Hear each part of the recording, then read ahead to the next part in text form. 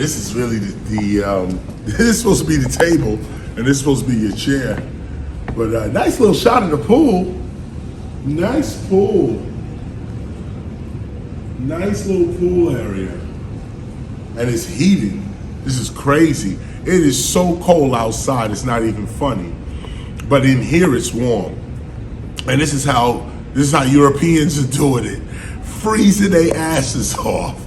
But then getting inside in warm heated pools and fireplaces and all types of good stuff to keep you warm.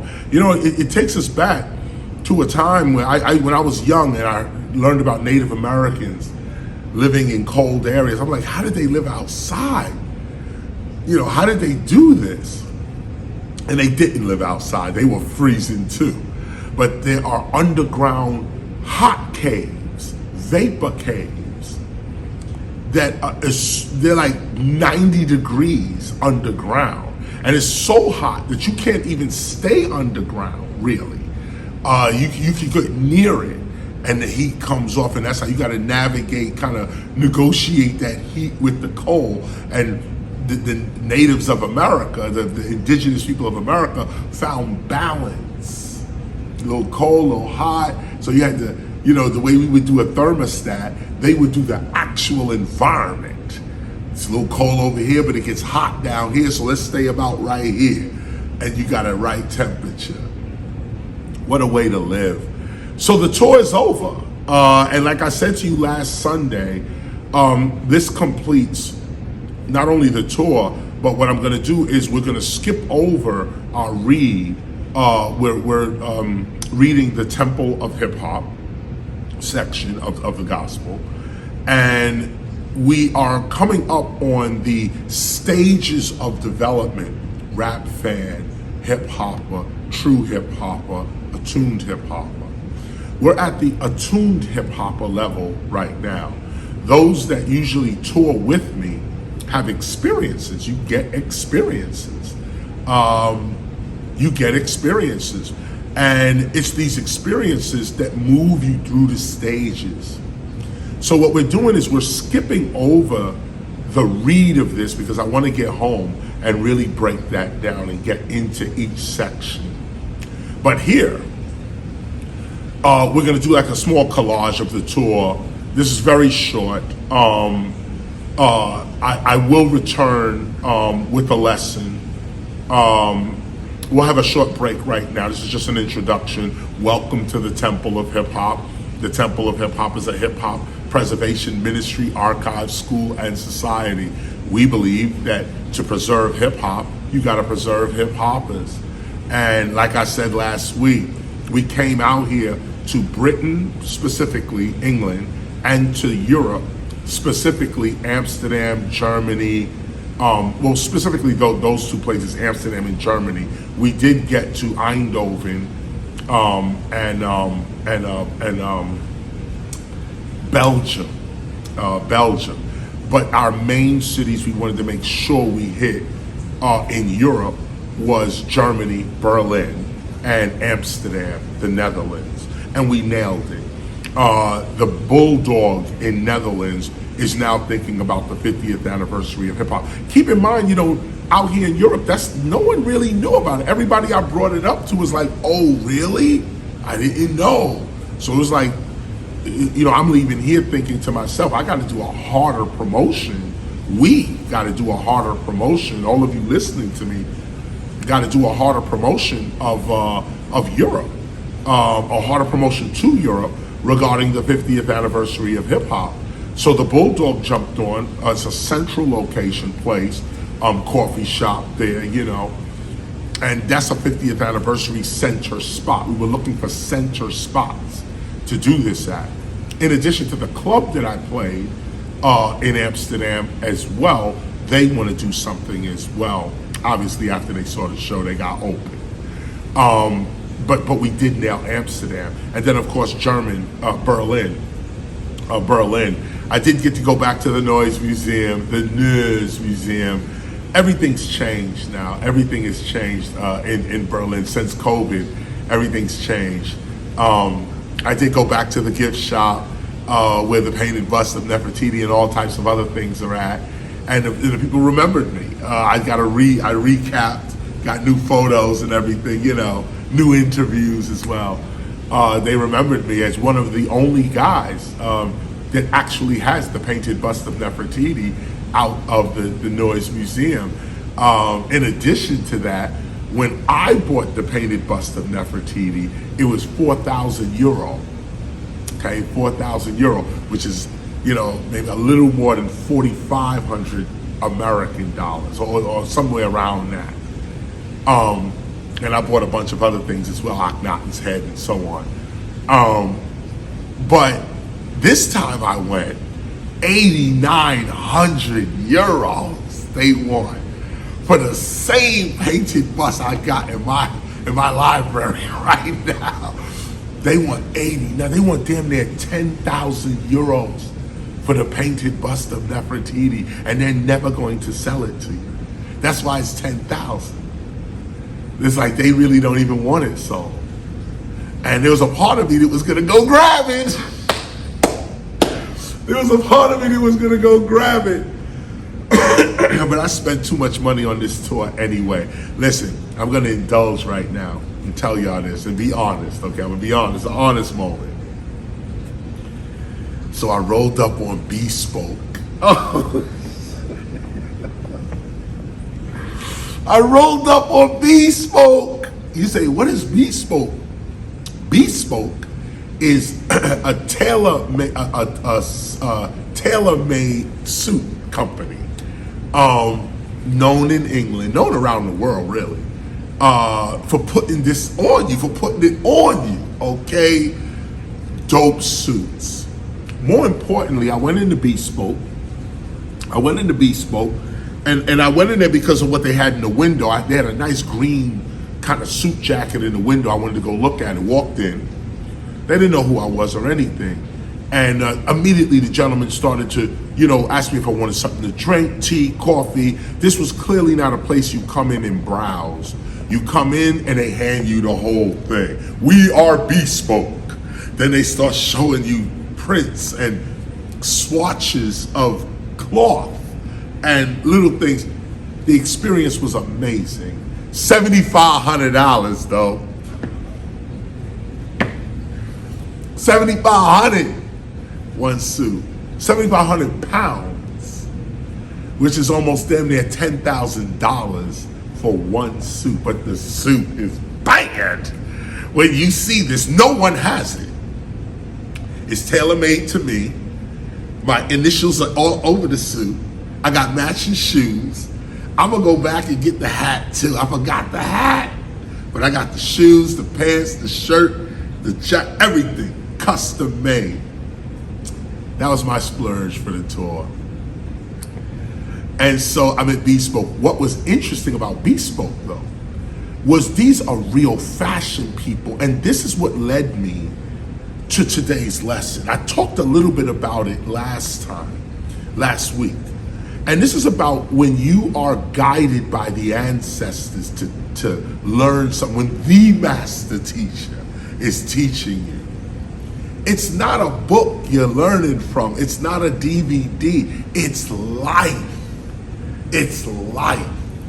And the experiences of life, if you can see them, is what you write down in a book, is what you put in your journal, is what you shoot on film, is what you get like that. But the actual lesson is in life itself. So this was a street fashion lesson. Street fashion lesson. My dude Pascal filmed the whole thing. I don't know if you can put it in this presentation, but we'll see it eventually at some point. If not, you'll see it now. Whatever, Sun1 is editing. But the point is that, so, you know, Pascal was there shooting the whole thing as the woman, it was two men and a woman there. And they were explaining to me what fashion is. Like what it is. And what they were saying was the essence of fashion, they said, is when you put something on and other people are happy for you in what you have on. Now this is quite different psychology. Most of the time, when you watch something from people, they admire it and want it for themselves. They say, wow, look at the coat he got on or she got on. Look at the dress she got on. Look at the suit that they wearing. Where'd you get it? I'd like to get one for myself. That's one style of admiration for what you have on. But they said, no, fashion is not about you watch it. You see somebody wearing something and you want the same thing for yourself. They said, no. Luxury. It was luxury, right, that's what it was. Luxury, someone has reminded me that the true meaning of luxury, but I'm putting it to fashion. This is a street fashion lesson. This is a street fashion lesson. But they were explaining luxury, the difference between wearing something that they say is unfinished. They say 100% of the suits that we see, $1,000 suits, $500, $700 suits, $2,000, they said those suits are unfinished. They're selling people unfinished stuff. They said, no, when you come to Bespoke, we finish the suit. And the finishing of the suit had all types of little things that you don't, not just your initials and stuff, but these little indents and the way it's stitched and where it's stitched according to your body. And well, let me finish this piece. The point is that true luxury when you wear something is not, I saw you wear it and I would like it for myself. I'm admiring you, I'm envying what you have, and I want it for myself. They said, no. True luxury is when you put something on and everybody feels good for you.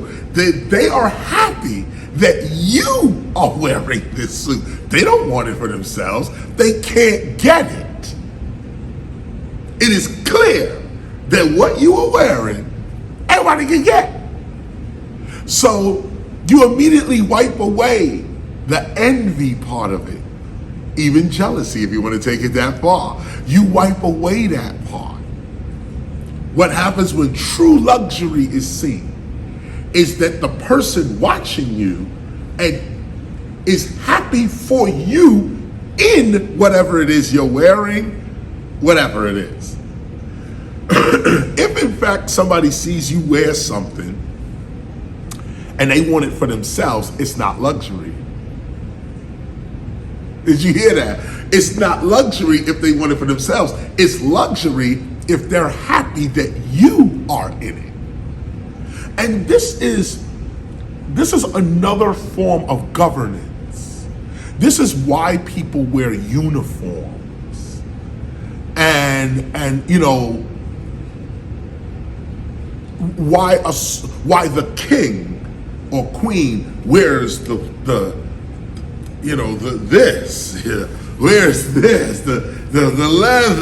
well, this is sheepskin and the fur and all of this type of stuff, because you have to admire the king. Not, I want the king's scepter, I want the king's crown, I want the queen's coat, no. It's, look at the queen. Doesn't she look beautiful in the coat? Doesn't he look great in the coat, in the suit? He is the king. Why? Because he's in the king's suit. I would never wear the king's suit. I can't afford it. I've never even seen this before. I don't even know where to get it.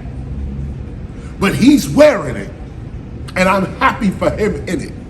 I admire him in it. I want him to get another one. I want him to be good in it. That's luxury. And I learned that lesson at Bespoke. Now, it's a complicated lesson because, luxury, when you just say the word luxury, you think of, diamonds and jewelry and car and house, But when I got to Bespoke and spoke to some real fashion experts, they said, no, that's not luxury. That's envy. Luxury is when you put something on and everyone watching you says you deserve to be in that, and you look good in that, and I'm happy that you're in that. Same thing with your car. If you driving a dope car and somebody else wants it, that's envy. But if you driving a dope car and somebody said, man, you look good in that, man, that's you.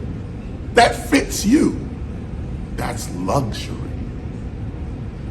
And so this was one of the lessons learned about true fashion and street fashion.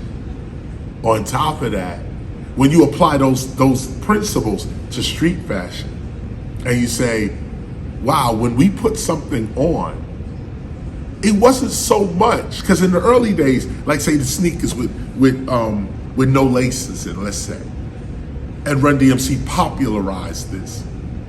Kids were already wearing sneakers with no laces in them. But when you saw sneakers with no laces in them, when you saw that, you in the earliest recollection of it, you did not want it for yourself. The B-boy look matched the B-boy, matched the B-girl. You had your own look. You wanted to do something else. You had your own look. Now, of course, some accessories, Kango hat, you might have seen something, little accessories, gazelle glasses, this kind of thing. The accessories you may want, oh, I could get that for myself. I know what that is.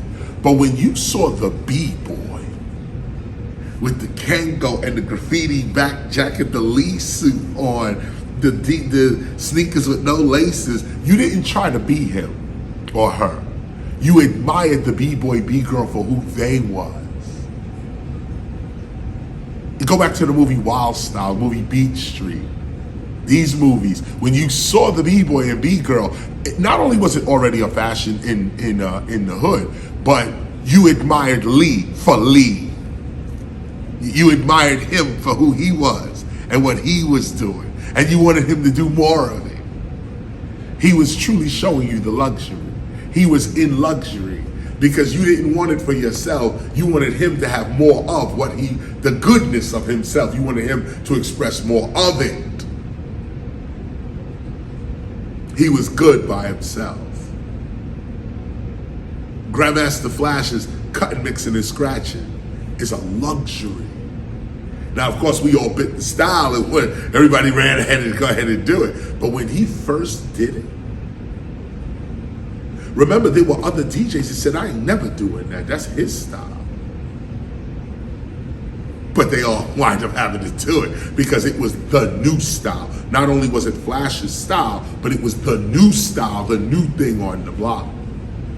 It's called the Temple of Hip Hop. Oh, wow. We do hip hop, the Temple for Hip Hop. Wow. Of course, this is the school. This is what you learn from the master. You learn from what I love, and they come to love. You share love, and You will be there. beautiful. I would love to. It's you're making history, and it's nice to make history. Yes.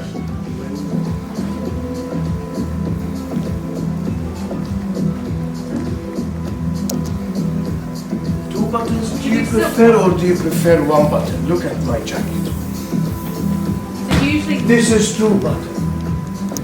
when someone's this is tall, one then we button. would use two. Is that right?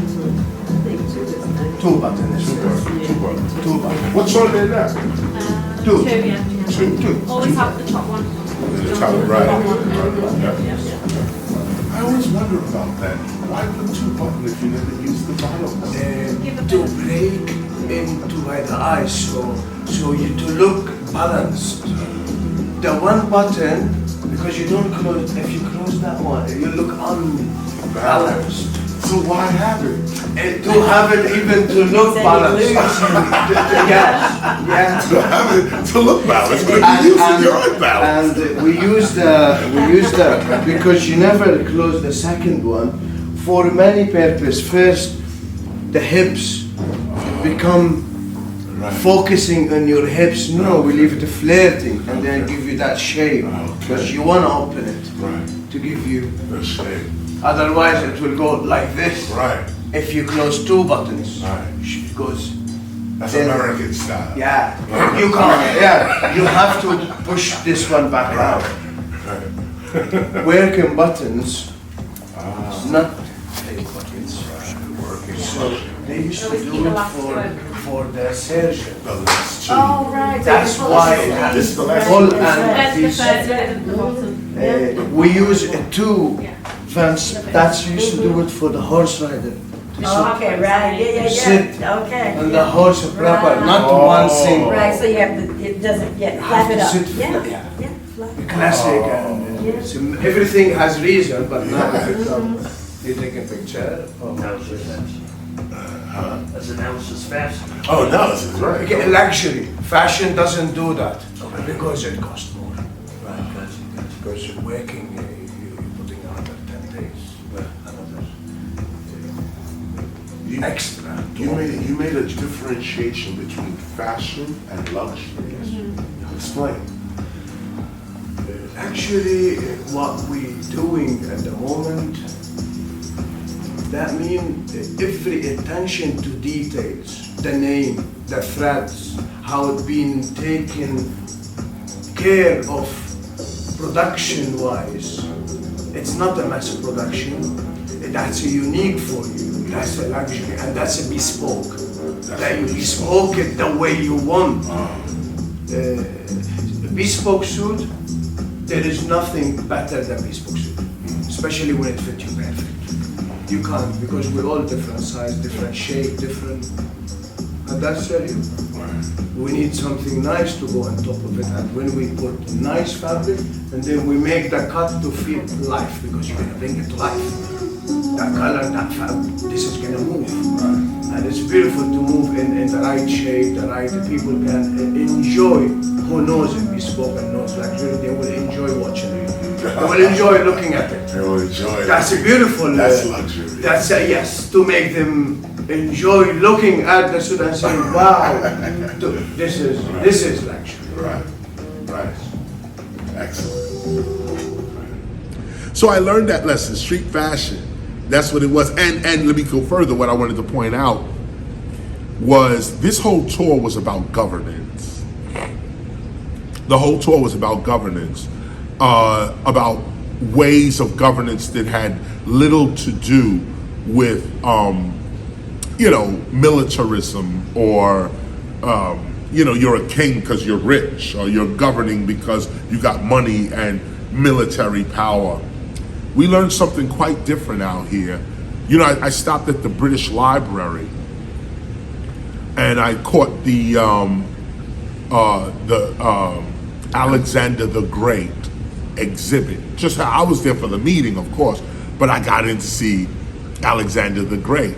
And of course, Alexander the Great, as a name, was a Roman emperor, Greco-Roman emperor. And he's known by some as the devil. It's himself, incarnate. But to others, he's a god, incarnate.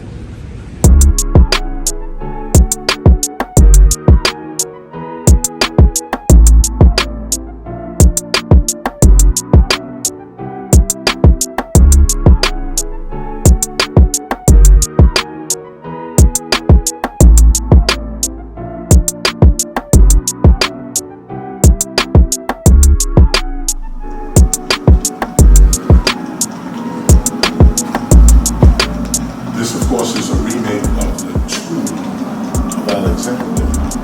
But notice the Egyptian inscriptions on the tomb. The need for immortality, to live forever, can only come from the African root.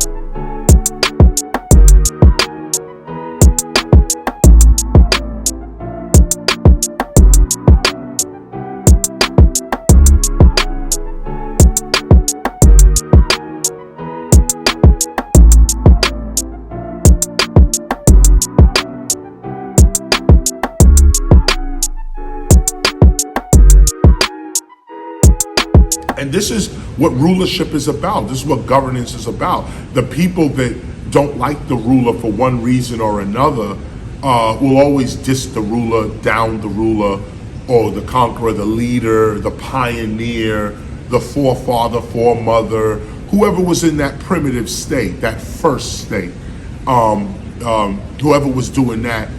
Yes, there were mistakes made. There were some real crimes committed. But nonetheless, you still held up your leader. You still held up your originator. And you learn about this. You learn about this because everyone's hands are really dirty in one sense or another. Even KRS-ONE, they'll say, oh, KRS-ONE was a great leader of his time, or he was the first one to do this and that. Then somebody else will pull out the fact, well, there was PM Dawn, though, and there was MC Shan, and there was all types of crazy shit that he did that contradicted even what he was saying. And there'll probably be debates about this for years to come, about my personality versus who I am in history, what my real life was like in real life versus what's going to be written about me. And I look at this today and I say, wow, you know, with a broader eye, I could see, you know, how certain white folk will hail up George Washington or Thomas Jefferson, you know, James Madison, these types of people. You know, they're still your leadership. They're still at the beginning of your culture, what you perceive your heritage to be. And every leader or heritage maker, culture maker, can be questioned on their ethics, on their morals, on how they became who they were or are. All of that. I learned all of this out here from another angle, you know, from a different perspective, just from the point of view of really governing, really, what does it really take to govern? And believe it or not, one of the secrets to governing is to allow things to evolve as they are, to allow things to evolve, not directing and controlling things, but reading what is already going on and going with the flow of what's already going on.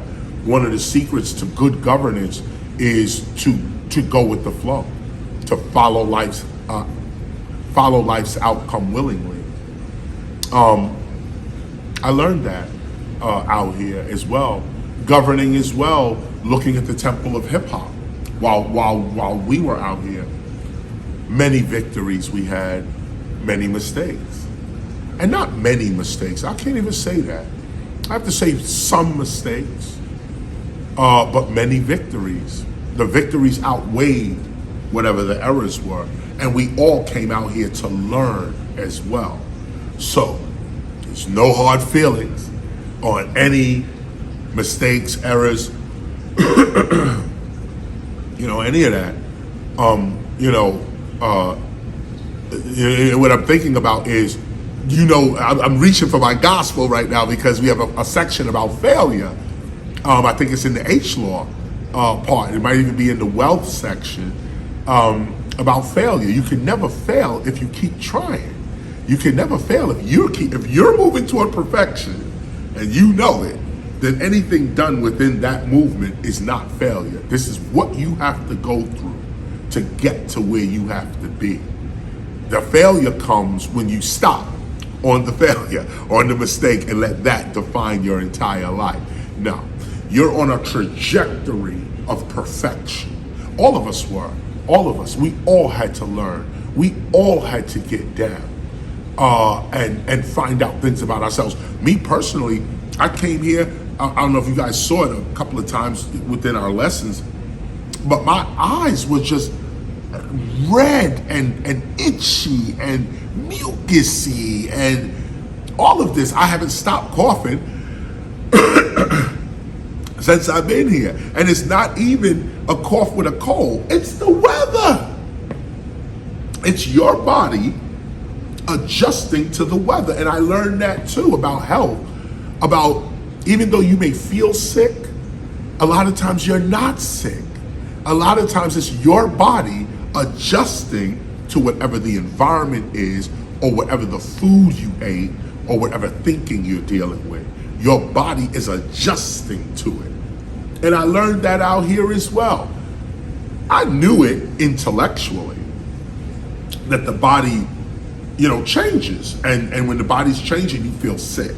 Or what you may call sickness is sometimes, a lot of times, the body changing, adapting to something new. You don't always run to the doctor. Oh, my throat hurt. You running off to the doctor. Oh, I'm sneezing, I'm coughing, I'm running off.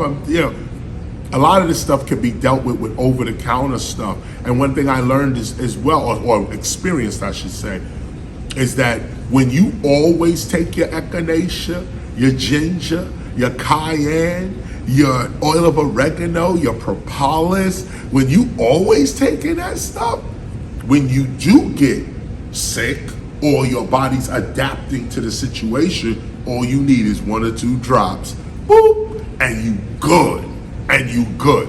All you need is, I had in America it's called Theraflu. In America it's a tea in a powder you put in a hot thing, takes away flu symptoms and all that. Out here they had some other thing called Persipus or something out here. But they had the black currant flavor. Black currant is a fruit out here that Englanders eat, drink. You never see it in America. You gotta go find that somewhere. But out here it's prevalent, this black currant. And so they had a black currant, sweet, like a berry, like a dark berry, flavored drink to take away flu symptoms. And I only needed 1 or 2 of those, boom, gone. I'm doing full shows. And not even full shows. That was another thing, y'all. Let me hip you to that. So get off this health lesson for a minute.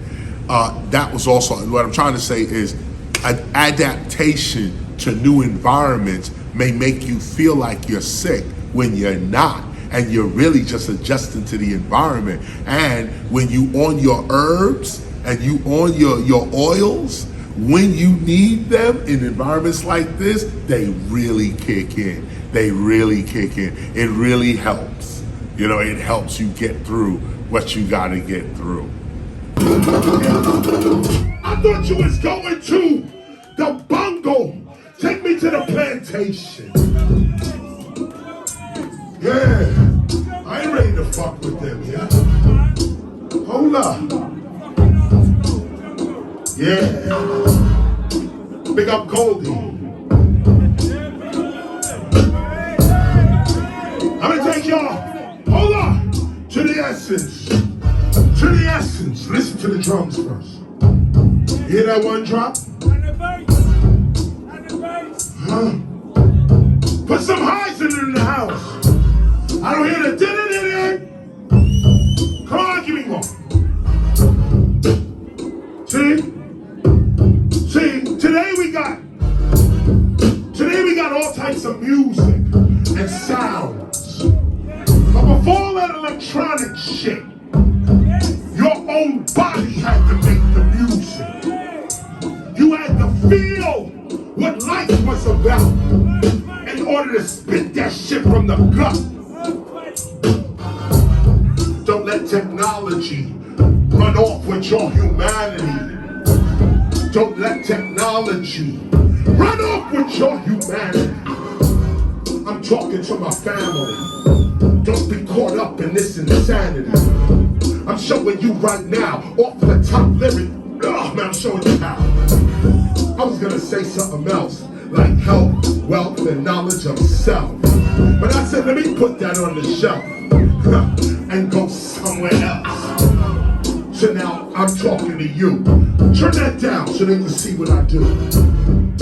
See, this is why I'm the greatest.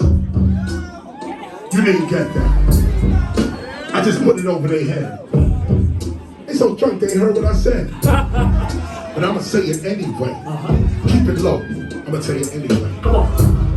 If you don't declare your greatness, others are gonna walk around like they hate this. And what do they hate? They hate that you ain't great. So you gotta say you great to avoid the hate. You gotta claim your place in society. I'm talking to the little kids. Keep on eyeing me. What you see right now, you won't understand. Because it's hard today to see a black man You're not hearing me right now. Some of y'all gonna walk out right now. But I'm talking to the youngin' right now. And what you seeing is a free man right now. See, me right now, I'm spitting it louder. Me, KRS, no coward. And what you see, you don't see that much. What you see is these motherfuckers and such. What they do is talk that shit till the bullets start to clip. Then you see who's running the block. It's how we used to do it on our block. You see, today, yo, keep the EQ down. I want them to hear my shit from my town. So you might not get this, listen. This is the Bronx right now, spitting the brick. Let me show you what it be. You better recognize me. And when I say recognize me, I'm talking about your ancestors, you see. Me, I am the seed. You are the tree. I know what you need. I need you, you need me. There's no seed without the tree. But there's no tree without the seed. So you better listen to what I speak. What I say, you better heed. This is off the top, I never read. Let me take it back so you can see metaphysical lyrics coming to you. 1, 2, 3. Right now there's 2 of me. Right now you gotta see there's 2 of me. I'ma raise your consciousness on the MIC so you can see what's happening to you and me. I'm coming with a different angle. I'm talking about your real guardian angel. Success in life is when you understand and fulfill your own plan. I'm gonna say fulfill your own plan.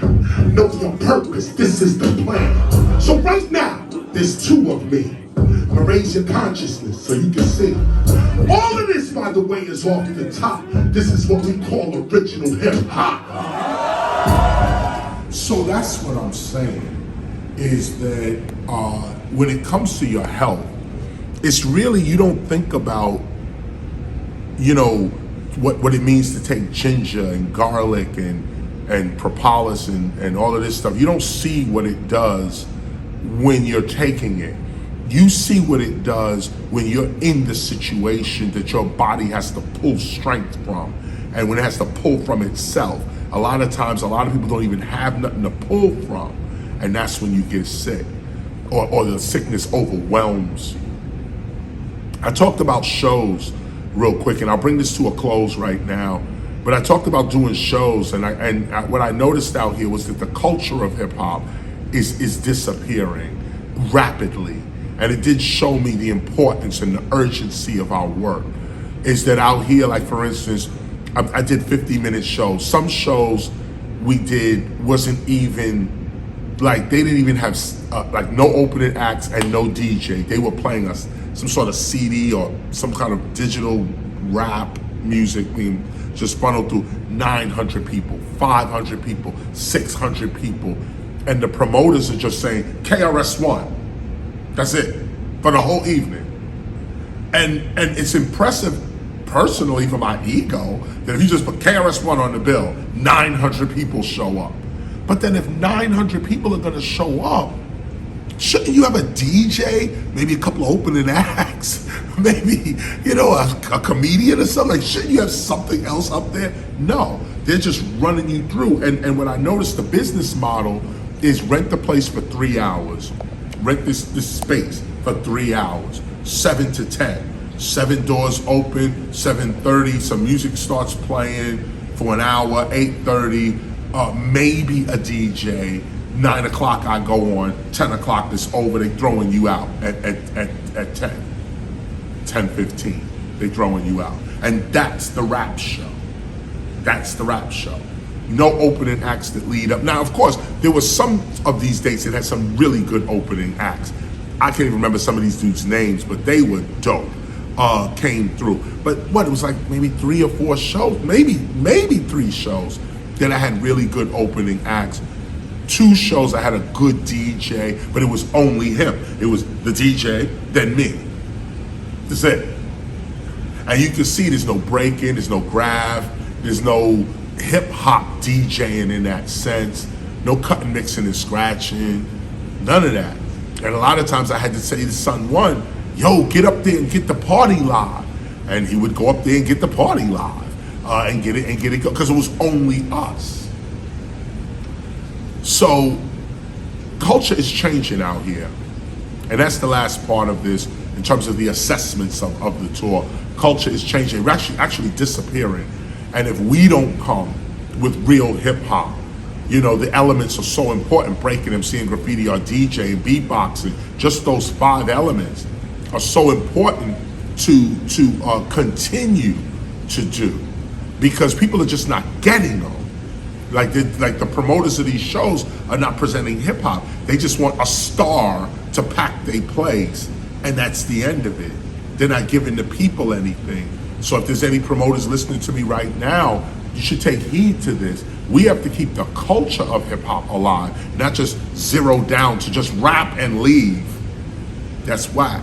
So we did what we were supposed to do as the temple of hip hop, to bring hip hop to these audiences. Even while I was performing, I had to say to them a few times, I'm setting the standard here so that you can see what an MC looks like and what the feeling of hip hop is supposed to be. And they appreciated it. But that's a job now. That's becoming real work as we move into the future, and the history of our culture becomes distorted in these other arenas and in these other areas. So that's it. That's it. This is the Temple of Hip Hop. The next time we get on, I'll probably be home, able to give a more full lesson. But I thank you guys for hanging out with us. I'm so proud of the Temple of Hip Hop right now. We are on top. We did our thing. We went through a rough training, stimulating training out here. But we did it, and we learned, and we got through. And as you can see, the teacher is health, love, awareness, and wealth, all in one beautiful package right here. This is it. I'm getting ready to go home. The guys are getting ready to go home. We're all getting ready to do our thing. I'm getting on a ship. It's gonna be lovely, and this is what we're doing. So this is it. As I take another shot of the pool, as I sit here in meditation on the shot of the pool. You guys have a wonderful Sunday. Temple of Hip Hop. We out.